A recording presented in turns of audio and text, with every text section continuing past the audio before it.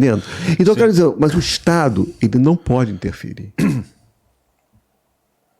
Entendeu? Ele não pode interferir.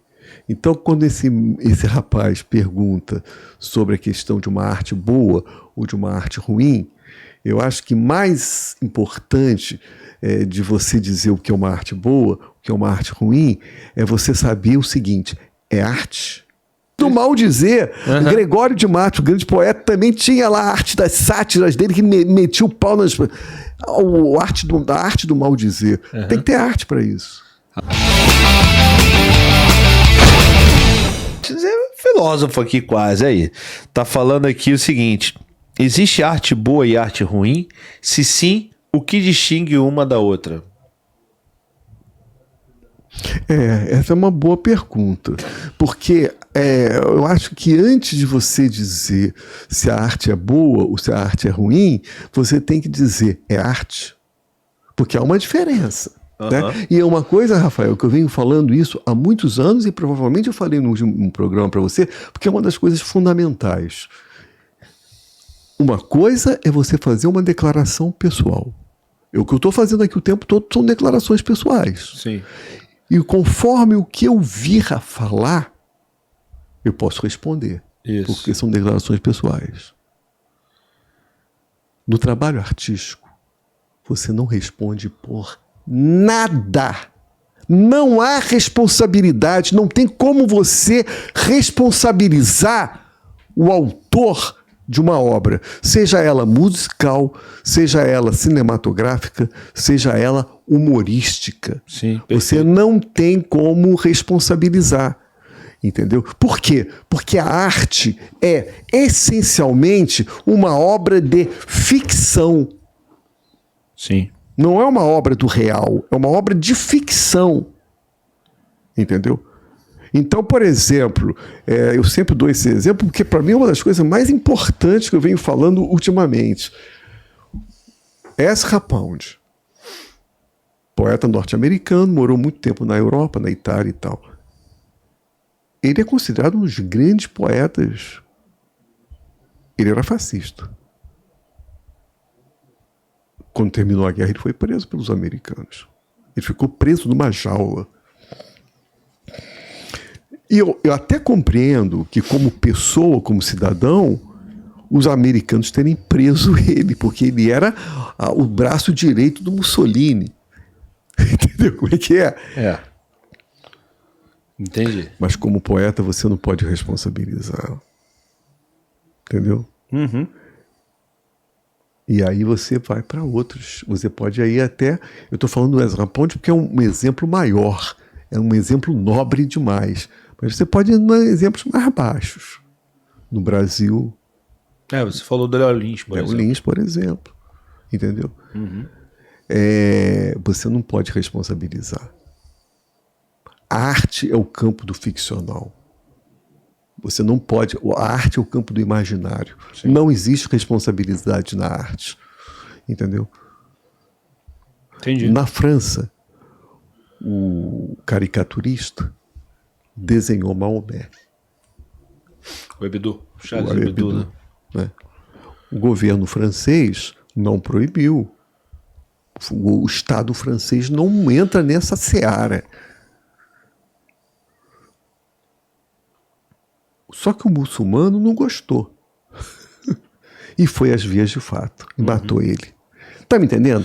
Então eu quero dizer, mas o Estado, ele não pode interferir. Entendeu? Ele não pode interferir. Então, quando esse rapaz pergunta sobre a questão de uma arte boa ou de uma arte ruim, eu acho que mais importante de você dizer o que é uma arte boa, o que é uma arte ruim, é você saber o seguinte: é arte. Primeiro essa questão, é arte. A partir daí, tudo muda. É diferente de uma declaração pessoal que eu estou fazendo para você aqui. Entendeu? Entendi.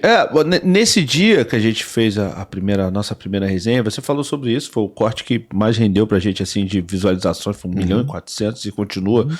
Todo dia rende lá 2, 3 Porque essa é uma grande questão.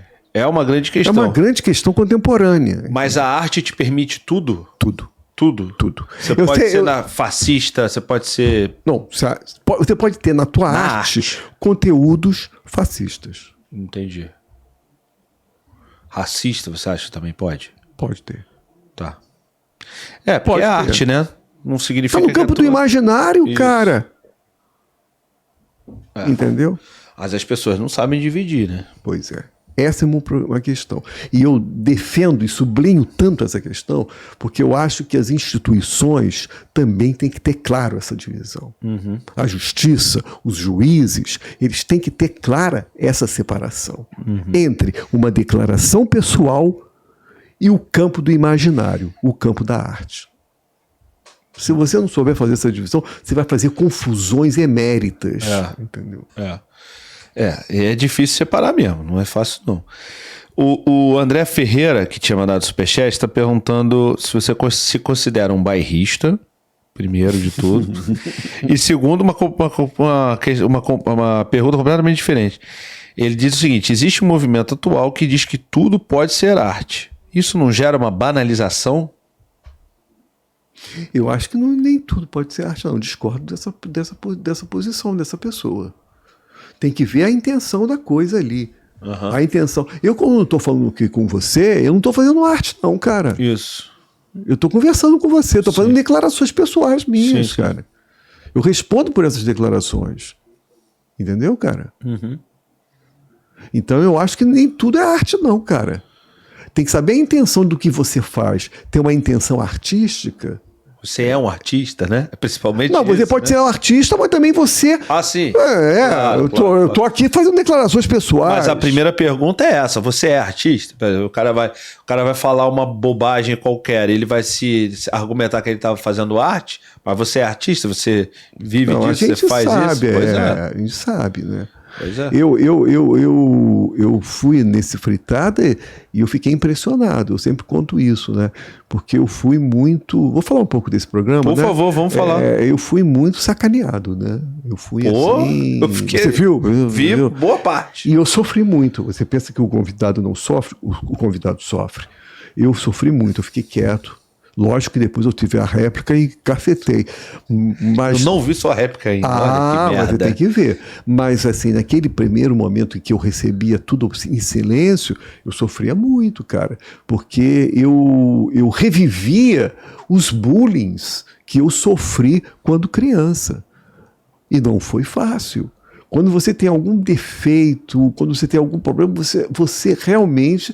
vai sofrer muito bullying. E a infância, a escola primária, é um campo de selvagens, entendeu, cara? É verdade. Entendeu? Então, esse programa me fez reviver coisas terríveis, né? Coisas terríveis. Ponto. Eles são humoristas? Eles são humoristas. Eles são artistas. Eles fazem coisas que você não é capaz de fazer. Sim. Entendeu? Tem a arte deles. A arte do mal... tem isso, a arte do mal dizer. Gregório de Matos, o grande poeta, também tinha lá a arte das sátiras dele, que metia o pau nas... A arte do mal dizer. Tem que ter arte pra isso. A arte do maldito. E eles são bons pra caralho. O senhor Léo Lins é considerado, entre eles, um dos maiores. E os shows do seu Léo Lins tá sempre lotado, tá sempre cheio. Sim. Entendeu? É isso, sabe? Eu sempre digo, para concluir, é o seguinte: a gente tem que tomar muito cuidado, porque o Brasil é um país terrível, é um país com má distribuição de renda, é um país com muitas pessoas sofrendo miseravelmente por políticas equivocadas, entendeu? Mas você não pode confundir a questão ética com a questão estética. Quando a estética fica a reboque da ética, você enfraquece. Você enfraquece o trabalho. Tudo fica moralizado. Perfeito, cara. Esse é um problema muito sério. Entendeu, cara? É verdade. Caraca, isso que você tá falando é essencial hoje em dia mesmo, cara. Se você... você tocou num assunto... Eu não gosto, por exemplo... Eu tô falando isso porque podem dizer assim... Eu vou ser franco com você, eu te confesso. Eu não gosto do humor do Léo Lins. Eu não pagaria para vê-lo. Mas tem gente que paga para ver, que gosta. Muita gente, né? É verdade. E o que ele está fazendo no teatro não são declarações pessoais. Ele está fazendo uma performance ali. Sim. Entendeu? Então a gente tem que tomar muito cuidado para distinguir isso. Entendeu? Sim, não, cara, sem dúvida. E... Quando o Monark no Flow falou aquilo sobre o nazismo, ele estava fazendo declaração pessoal. Ele não estava fazendo performance. Não estava. Quando você vê a Arquitetura da Destruição, que é o filme da Rosenthal... Pausar o vídeo 1 segundo para dizer o seguinte: deixa o like, se inscreve no canal e ativa as notificações. Agora continua o vídeo. Daquela diretora fascista alemã que era ligada ao nazismo, era ligada ao partido nazista. A Arquitetura da Destruição é um filme belíssimo. É arte. Tem conteúdos nazistas? Tem. Mas é uma obra de ficção. É uma obra artística. É um documentário, mas é uma obra de ficção. É uma obra de arte. E é um belo filme. É um belo filme. Tem conteúdo. Aí vai. Aí você vai entrar numa... Vamos caçar as bruxas. Vamos buscar os conteúdos nazistas. Vamos caçar os conteúdos fascistas nessa obra. Vamos... Porra, que merda, hein? Que merda que vai virar essa porra, hein? Você tá indo num extremo, mas, por exemplo, você se referir a uma obra do Walt Disney, de 1930, onde você vê, por exemplo, 101 Dálmatas, que hoje em dia você vê que é dos anos 60. Mas de quem? Do Disney. Do Walt Disney. Sei, Disney. Sei, desenho. Sei, mas você quer dizer o quê? Que tem lá o cara, assim, 101 Dálmatas tem um casal de dálmata e tem um casal humano. O cara humano lá, que é um cara bem visto, tal, tá lá fumando pra caramba e joga tudo fora. Ou, por exemplo, isso hoje em dia não acontece mais em desenho animado pra criança, por exemplo. Você vê, por exemplo, como chama aquele outro? Branca de Neve, os 7 Anões. Não, os 7 Anões hoje, 7 Anões não pode. Estão fazendo Branca de Neve e 7 Anões sem anões, inclusive, não é mais... Só que doideira. Então, aí você... Que doideira. Você trazer... né? Essa estética, essa questão da época, que era uma época completamente diferente para o que é hoje em dia. Você vai caçar bruxa a vida toda. Vai caçar bruxa a vida toda. Não é? É terrível isso, cara. É terrível. Aquilo é datado. Foi na época, tá ok. Se você gosta daquilo, você assiste aquilo. Mas não adianta você julgar com a cabeça de hoje em dia, porque não foi feito pela cabeça de hoje em dia. E eu nem li muito Monteiro Lobato, sabia? Não fui de ler muito Monteiro Lobato. Mas também Monteiro Lobato tá sendo caçado. Tá, exatamente. Tá sendo caçado. Tá sendo colocado até como racista. racista. E ele era negro. Não era? Monteiro Lobato era negro. Não, acho que não. Não era? Não, que era negro não. Mas pode ter elementos racistas ali. Tudo bem. Mas é uma obra de arte. Sim, e é datada. É isso que eu quero dizer, é datada, da época. A época se pensava desse jeito. Hoje já não se pensa mais. Eu trouxe o Tarcísio Mota aqui, né? No BarbaCast. Foi muito legal. Tarcísio Mota? Do PSOL. Pré-candidato a prefeito do Rio. E a gente falou, por exemplo, sobre as marchinhas de carnaval. Esse é a mesma coisa. E aí ele falou assim, olha, eu não sou a favor que se mude, não sou tão a favor que se mude a letra. É melhor não cantar, se você não concorda. Se você não concorda. Se você não concorda, tudo bem, mas, né, enfim... A do índio que é apito, se não der pra vá comer, essas coisas são datadas, são da época. Eu também acho, eu concordo com você. O que é datado, o que é da época, você pode querer não repetir, você pode querer não consumir, assim como o Léo Lins, por exemplo, mas você tem que respeitar. Aquilo aconteceu e ficou lá atrás. Então, concordo com você, cara. Eu acho que essa questão da estética... Mas que é a frase que você usou? A estética não pode ficar a reboque da ética. Pois é. Porque você moraliza tudo. E aí você vira um politicamente correto em tudo.